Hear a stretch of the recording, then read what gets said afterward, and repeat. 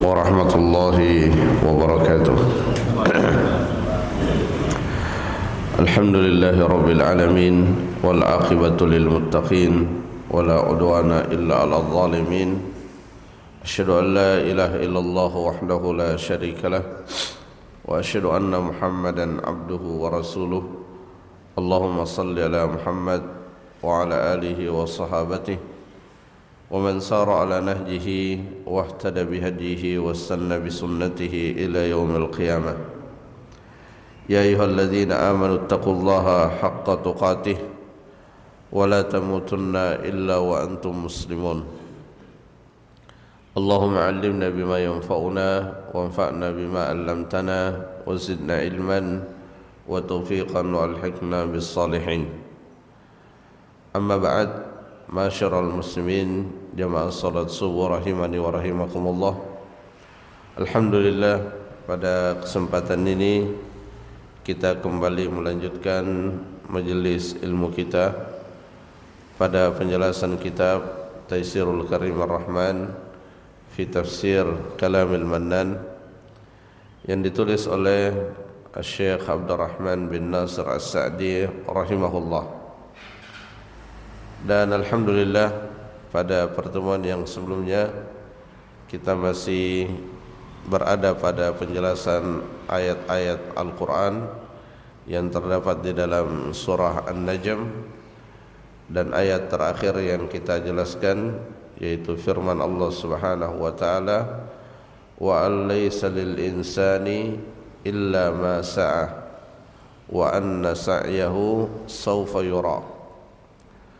Dan bahwasanya manusia tidak akan mendapatkan balasan kecuali sesuai dengan apa yang telah ia usahakan. Balasan yang akan kita dapatkan di akhirat itu akan sesuai dengan amalan yang telah kita lakukan saat masih di dunia.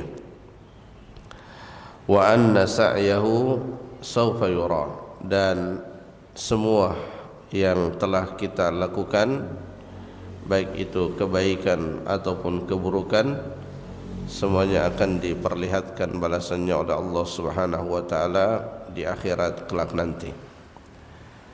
Dan ayat ini atau makna ayat ini mirip dengan ayat yang terdapat di dalam surah Az-Zalzalah, di mana Allah Subhanahu wa taala menyebutkan bahwa siapa saja yang mengamalkan amalan kebaikan meskipun itu sangat kecil, maka dia akan melihatnya. Sebagaimana juga siapa saja yang melakukan keburukan meskipun sangat kecil, juga ia akan melihatnya. Sehingga dari ayat ini kita tidak dibenarkan untuk meremehkan suatu kebaikan, sebagaimana juga kita tidak dibenarkan meremehkan suatu keburukan. Karena suatu kebaikan meskipun dia terlihat kecil, tetapi kebaikan itu dikerjakan dengan penuh keikhlasan, maka Allah Subhanahu wa taala akan memberikan balasan yang berlipat ganda.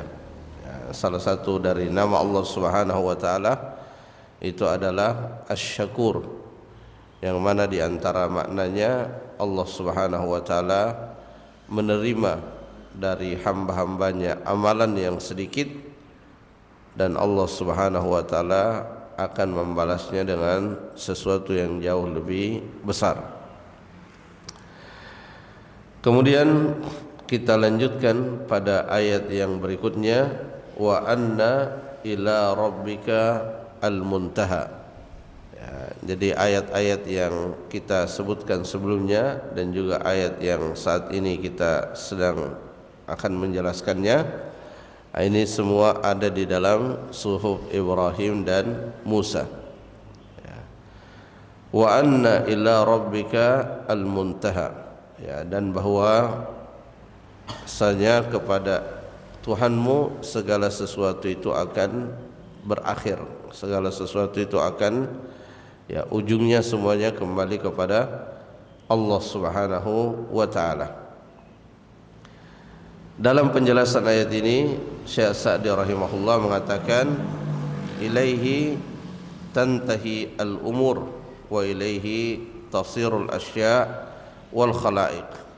Bahasanya kepada Allah Subhanahu wa taala semua urusan itu berakhir, dan kepada Allah Subhanahu wa taala semua makhluk itu dikembalikan. Jadi tidak ada makhluk yang abadi, manusia yang akan terus hidup, ya, pasti ada ajalnya, dan ketika ajal itu telah tiba maka dia akan dikembalikan kepada Allah Subhanahu wa taala untuk mendapatkan balasan atas apa yang telah ia kerjakan ketika masih di dunia. Fa ilaihi yantahil ilmu wal hukmu wal rahmatu wasairul kamalat. Ya, jadi segala sesuatunya itu kembali kepada Allah Subhanahu wa taala. Ya, ilmu, ya, apa yang kita ketahui itu hanya sebahagian, dan pengetahuan Allah adalah pengetahuan yang sempurna, sehingga segala sesuatu yang tidak kita ketahui maka kita kembalikan kepada Allah Subhanahu wa taala, baik dalam perkara agama, demikian pula dalam urusan-urusan dunia. Ya, dalam perkara agama ketika kita tidak mengetahui maka kita katakan Allahu a'lam, Allah Subhanahu wa taala yang lebih mengetahui. Ya, ketika kita mengkhawatirkan sesuatu dari apa yang akan menimpa diri kita di waktu yang akan datang, maka kita pasrahkan hal itu kepada Allah Subhanahu wa taala, karena Allah yang lebih mengetahui, Allah yang mengetahui apa yang akan terjadi pada diri kita di kemudian hari. Dan semua hal-hal yang kita lihat di muka bumi ini, ya, yang mana itu adalah hal-hal yang baik, maka yang paling sempurna itu adalah apa yang dimiliki oleh Allah Subhanahu wa taala. Ya, ketika kita melihat ada seseorang yang teramat sangat baik, ya, selalu memberikan bantuan kepada fakir miskin misalnya, atau berkontribusi di dalam kegiatan-kegiatan keislaman dalam dakwah, ya, maka harus kita ingat bahwa kebaikan yang paling sempurna itu adalah kebaikan Allah Subhanahu wa taala kepada segenap hamba-hambanya. Ya, jadi segala sesuatu kembali kepada Allah Subhanahu wa taala, baik dari sisi manusia, bahkan semua makhluk akan kembali kepadanya, diwafatkan kemudian dihidupkan untuk menerima balasan, dan juga segala sesuatu kembali kepada Allah dalam hal kesempurnaan, ya, di mana kesempurnaan itu hanya milik Allah Subhanahu wa taala. Kemudian di ayat berikutnya, ayat yang ke-43, wa annahu, dan bahwasanya Allah Subhanahu wa taala huwa adhaka wa abka, dialah yang membuat manusia bisa tertawa dan juga sekaligus membuat manusia menangis. Apa maksud dari ayat ini? Ya, maksudnya adalah huwallazi aujada asbabad dhahik. Ya, Allah Subhanahu wa taala yang telah mengadakan dan menghadirkan sebab-sebab seseorang itu bisa tertawa. Ya, dia bisa tertawa, senang, bahagia. Ya, Allah Subhanahu wa taala telah menghadirkan sebab-sebabnya. Sebagaimana juga Allah menghadirkan sebab-sebab orang menangis, bersedih. Ya. Dan seperti itulah siklus yang kita hadapi di dalam kehidupan dunia. Ada kalanya kita senang, tertawa, dan ada kalanya kita sedih. Ya, makanya di dalam Islam ada ajaran sabar di saat kita sedang sedih, ya, dan ada ajaran bersyukur di saat kita sedang diliputi dengan hal-hal yang menggembirakan. Ya, dan apapun yang menimpa diri kita, baik itu yang membuat kita sedih atau membuat kita senang, maka semuanya bisa berujung pada kebaikan jika kita tepat dan benar di dalam menyikapinya. Ya, jadi yang terpenting sesungguhnya bukan pada seperti apa keadaan kita, tetapi yang terpenting adalah bagaimana cara kita menyikapi keadaan yang kita sedang berada di dalamnya. Nah, cara bersikap itulah yang sesungguhnya diajarkan oleh agama kita. Ya, bagaimana menyikapi sesuatu itulah yang diajarkan di dalam agama kita. Dan secara garis besar cara kita bersikap itu tidak lepas dari dua hal. Ya, bersabar atau kita bersyukur kepada Allah Subhanahu wa taala. Wa huwa subhana lahul hikmatul balighatu fi dzalik. Dan satu hal yang juga penting untuk diingat, bahwa apapun sebab yang Allah hadirkan untuk kita, baik itu sebab yang membuat kita sedih atau sebab yang membuat kita senang tertawa, maka pada semua yang ditetapkan oleh Allah Subhanahu wa taala itu terdapat hikmah yang menyertainya. Ya, ada kebaikan yang menyertainya. Jadi terkadang hal-hal yang kita lihat itu buruk, ya, saat kita bersedih, saat kita sedang kesusahan, ya, memang secara lahiriahnya itu sesuatu yang buruk bagi kita. Tetapi sebagai seorang muslim, kita selalu meyakini bahwa di balik ketetapan yang buruk bagi kita itu pasti ada hikmah yang menyertainya. Ya, dan hikmah itulah yang sangat penting untuk kita dapatkan. Ya, dan salah satu wasilah untuk mendapatkan hikmah tersebut, ya tadi dengan kita menyikapi apa yang kita hadapi dengan benar. Ya, jadi ketika itu adalah kesulitan, lalu kita menyikapinya dengan kesabaran, maka kesulitan itu akan menambah catatan pahala kita. Ya, bahkan disebutkan dalam hadis Nabi SAW bahwa kesabaran terhadap apa yang kita hadapi juga menjadi penyebab dihapuskannya dosa-dosa kita dan ditinggikannya derajat kita. Kemudian ayat berikutnya, wa annahu huwa amata wa ahya. Ya, dan bahwasanya Allah Subhanahu wa taala al-munfaridu, yang sendirian satu-satunya, bil ihya'i wal idam, satu-satunya yang menghidupkan dan mematikan. Nah, ini salah satu kekhususan yang dimiliki oleh Allah Subhanahu wa taala dari sekian banyak kekhususan yang Allah miliki.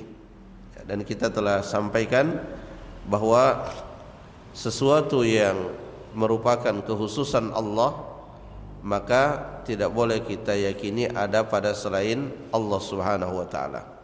Jadi apa yang merupakan kekhususan Allah, ya, seperti tadi menghidupkan dan mematikan, kemudian mengetahui perkara-perkara yang gaib, maka ini adalah kekhususan-kekhususan yang hanya dimiliki oleh Allah Subhanahu wa taala, sehingga tidak boleh bagi seseorang kemudian meyakini kekhususan yang dimiliki oleh Allah itu ada juga pada selain Allah. Nah, kapan seseorang meyakini bahwa kekhususan yang dimiliki oleh Allah juga dimiliki oleh selain Allah, maka pada saat itulah dia terjatuh dalam keyakinan yang menyimpang atau terjatuh di dalam kesyirikan kepada Allah Subhanahu wa taala.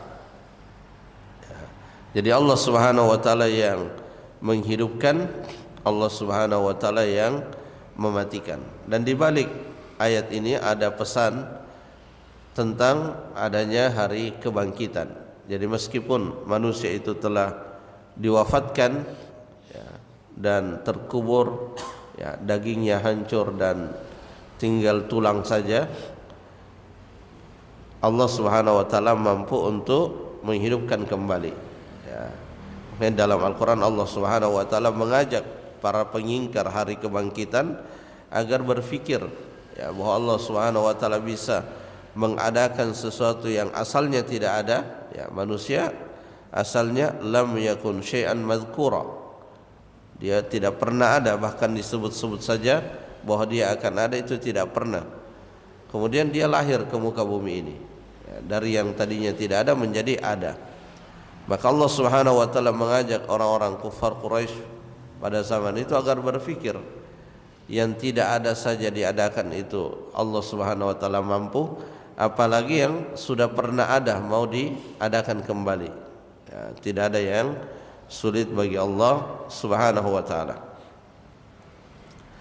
Wa annahu khalaqaz zawjain, ya, dan Allah Subhanahu wa taala menciptakan secara berpasangan, ya, dan ditafsirkan dengan az-zakar wal untha, ya, laki-laki dan wanita, ya, jantan dan betina.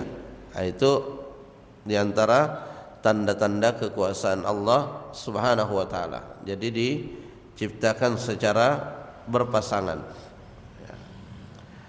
Min nutfatin idza tumna, dan asalnya baik itu dia manusia atau dia hewan, asalnya itu dari nutfah, ya, dari air mani, ya, air mani yang kotor dan sangat hina.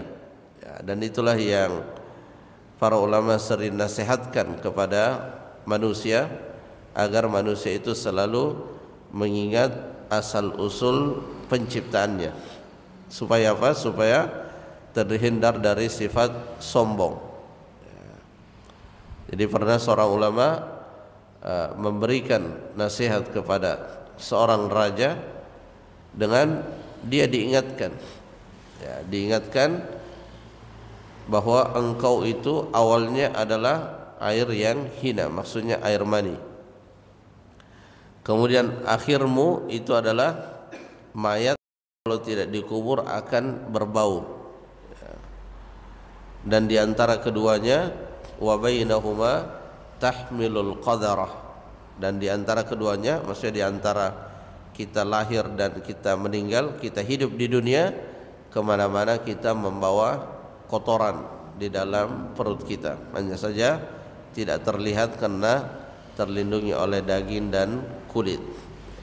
Tapi hal ini penting untuk diingat oleh manusia agar ia tidak menyombongkan diri terhadap sesamanya, dan juga yang tidak kalah pentingnya agar jangan sampai menyombongkan diri terhadap perintah-perintah Allah Subhanahu wa taala, aturan-aturan yang telah ditetapkan oleh Allah Subhanahu wa taala. Jadi asal usulnya az-zakar wal untha itu min nutfah, dari air mani, idza tumna, ya, saat dimasukkan ke dalam rahim wanita, ya, dari situlah kemudian lahir, ya, keturunan. Nah, dari ayat ini, ya, Syekh Sa'di rahimahullah mengatakan wa hadza min a'zamil adillah, ya, dan kata beliau ini adalah, maksudnya penciptaan manusia dari air mani, ya, ini termasuk diantara a'zamil adillah, ya, dalil yang paling besar ala kamali qudratihi, yang menunjukkan kesempurnaan kekuasaan Allah Subhanahu wa taala, wa infiradihi bil izzatil azimah, dan keesaannya di dalam kemuliaan yang sangat besar. Ya. Hal ini, ya, menjadi sangat penting bagi kita manusia untuk selalu mengingat dan menyadari kemahasempurnaan kekuasaan Allah Subhanahu wa taala, agar kita selalu memiliki tawakal kepadanya, ya, memasrahkan seluruh urusan kita kepadanya. Ya, tidak mungkin atau sulit bagi seseorang itu memasrahkan urusannya kepada Allah, bertawakal kepada Allah, kecuali dia benar-benar meyakini dan menyadari bahwa Allah Subhanahu wa taala berkuasa atas segala sesuatu dengan kekuasaan yang sempurna. Dan ini yang akan sangat membantu diri kita di dalam kehidupan dunia ini. Ya, ketika kita menghadapi suatu permasalahan, semua usaha dan ikhtiar telah kita lakukan, maka selanjutnya adalah kita pasrahkan kepada Allah Subhanahu wa taala, ya, meyakini bahwa Allah Subhanahu wa taala yang berkuasa atas segala sesuatu. Apa yang kita inginkan akan terwujud kalau Allah menghendakinya. Jika Allah tidak menghendaki maka tidak akan terwujud. Ya. Karenanya ketika seorang syekh, ya, ditanya tentang ruqyah, ya, pengobatan dengan cara membaca Al-Quran, syekh tersebut menasihatkan bahwa hendaknya engkau mempelajari ruqyah itu, karena ruqyah itu sangat mudah. Membaca Al-Fatihah, membaca ayat kursi, membaca 3 qul huwallahu ahad, qul a'udzu birabbil falaq, qul a'udzu birabbin nas, kemudian juga doa-doa, a'udzu bikalimatillahi tammah, kemudian bismillahirrahmanirrahim la yadurru ma'asmi syai'un fil ardi wala fis sama. Ya, kita pelajari sendiri karena itu sangat mudah. Dan jangan selalu bergantung kepada orang lain untuk meruqyahmu atau meruqyah anggota keluargamu. Kenapa? Karena ketika kita bergantung kepada orang lain, maka keterkaitan hati kita kepada Allah itu akan berkurang, sehingga kita terkadang ada setitik atau sepersekian di dalam hati kita mengandalkan makhluk daripada Allah Subhanahu wa taala. Artinya apa? Ketika seseorang selalu menyadari bahwa Allah Subhanahu wa taala sangat sempurna kekuasaannya, sangat sempurna kemuliaannya, maka hal tersebut akan sangat membantu dan menguatkan tawakal dan kepasrahan seorang hamba kepada Allah Subhanahu wa taala. Haitsu awjada tilkal haywanat saghiraha wa kabiraha min nutfatin dha'ifah.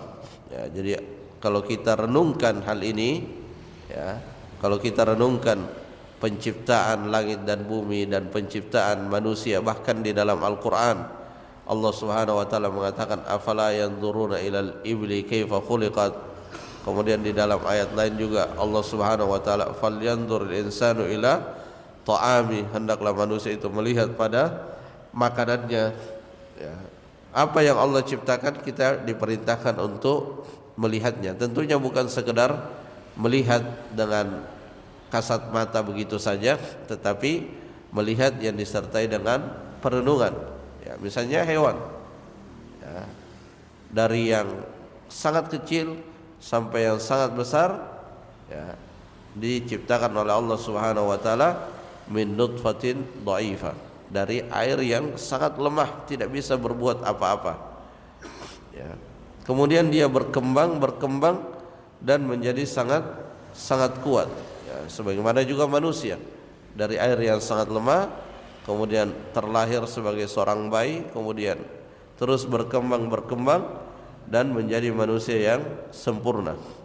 Bisa dia naik derajatnya di tingkatan yang tertinggi kalau dia taat dan patuh kepada Allah Subhanahu wa taala, wa imma ila anna al-halat fi asfali safilin. Tapi bisa juga dia terjatuh pada titik yang paling rendah kalau dia tidak patuh kepada aturan-aturan Allah Subhanahu wa taala. Jadi Allah Subhanahu wa taala telah menciptakan kita, dan Allah Subhanahu wa taala telah menjelaskan sebab-sebab kita meraih derajat yang tinggi, sebagaimana juga telah dijelaskan sebab-sebab kita terjatuh di dalam derajat yang rendah. Nah, kita tinggal memilih, dan setiap apa yang kita pilih itu ada akibat dan konsekuensinya.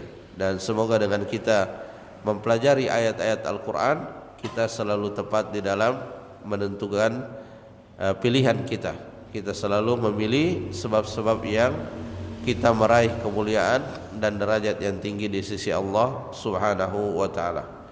Jamaah rahimakumullah, mungkin itu yang bisa disampaikan, semoga bermanfaat. Wallahu taala alam bissawab. Subhanakallahumma rabbana wa bihamdik, asyhadu an la ilaha illa ant, astaghfiruka wa atubu ilaik. Assalamualaikum warahmatullahi wabarakatuh.